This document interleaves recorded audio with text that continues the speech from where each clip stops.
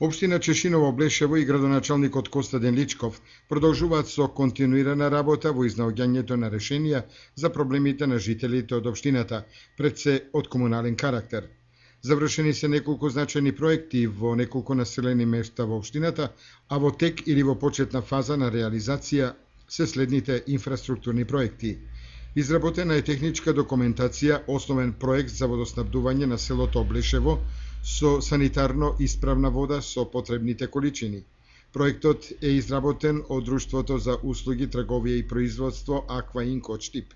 Во проектот е предвидено со 6154,18 метри должина на водоводната мрежа да бидат снабдени со вода 1131 жител од Облешево.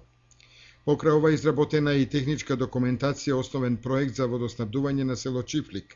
Исто така и овој проект е изработен од Аква Инк Штип и предвидено е водоснабдителната мрежа да изнесува 3500 метри, со која ќе се снабдуваат со вода за пиење 667 жители од село Чифлик.